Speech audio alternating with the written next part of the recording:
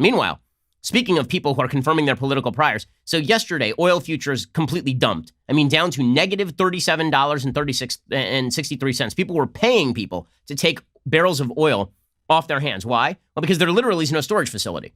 The fact is that right now what we are watching is a collapse in demand.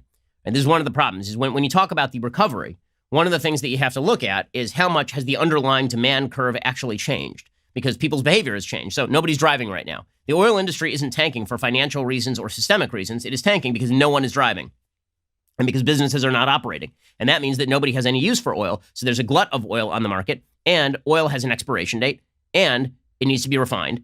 And it's more expensive right now to refine it than it would be to just dump it at this point and do nothing with it. And so the futures contracts, which are going to take hold in May, on May 1st, basically the oil companies are betting that there will be no buyers for the oil and there will be a complete glut of oil. So this is obviously not great for the oil industry, because if they can't make profit, then they're going to start shutting down the pumping.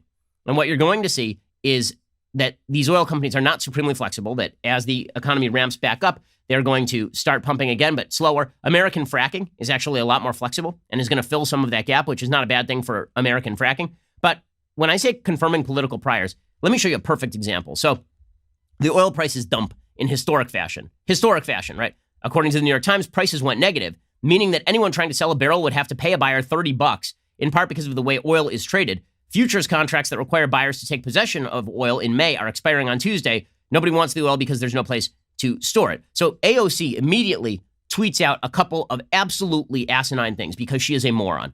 Okay, I'm not going to sugarcoat this. Representative Alexandra Ocasio-Cortez has the IQ of a kumquat, maybe a loquat on the upper end. Okay, she really just, she is just an idiot. Okay, so she tweets out, "You absolutely love to see it. This, along with record low interest rates, means it's the right time for a worker-led mass investment in green infrastructure to save our planet." Cough. Okay, so I'm not sure why she's coughing. I mean, I hope that all is well with AOC's health. But first of all, to celebrate, you absolutely love to see the collapse of the oil industry that supports tens of thousands of American jobs. Really? That's good. So she deleted that one.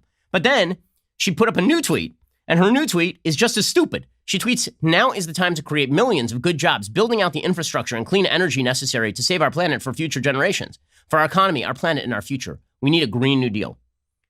I don't think she understands how prices work. She tweeted out, "This snapshot is being acknowledged as a turning point in the climate movement. Fossil fuels are in long-term structural decline. This, along with low interest rates, means it's the right time to create millions of jobs transitioning to renewable and clean energy, a key opportunity." What in the actual F is she talking about? Oil, they're paying you to take oil. And she's like, "This is a great time to invest in windmills. Great time to invest in windmills."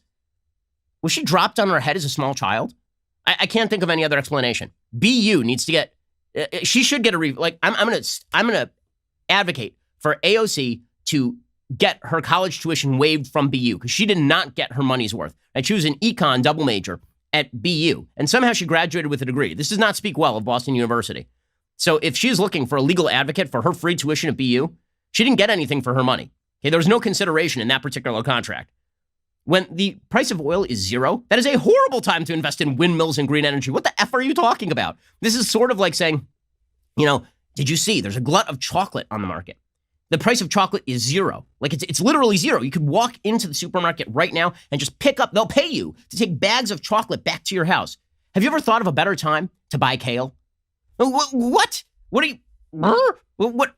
Like the whole point is now's a great time to fill up your car, right? Now's a horrible time to invest in expensive alternative energies when does she not understand the purpose of a carbon tax, right? The purpose of a carbon tax is to artificially raise the price of oil, to artificially raise the price of filling your car so that it creates an economic incentive for you to instead invest in more expensive alternative energies, which, thanks to the raised price of oil, would now be lower in cost than the oil. But if the prices of oil drop, no one are you buying an energy efficient vehicle for more money when the cost of oil is zero? So she's a full-scale idiot. But again, this is confirmation bias at work, right? She is just confirming her priors.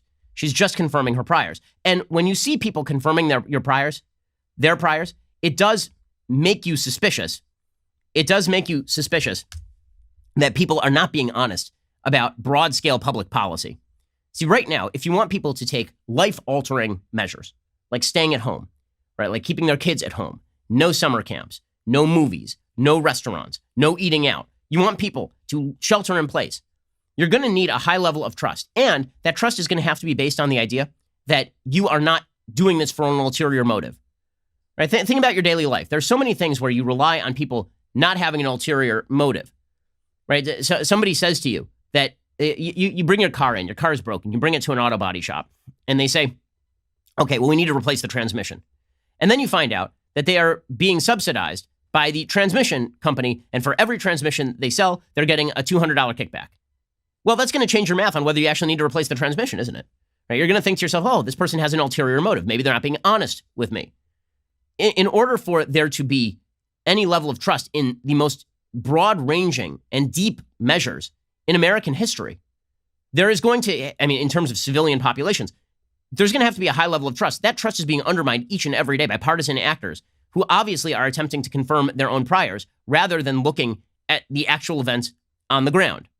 Facts don't care about your feelings, and it's a fact that The Ben Shapiro Show is the largest conservative podcast in the nation. Be sure to hit the subscribe button to stay up to date on all of our content.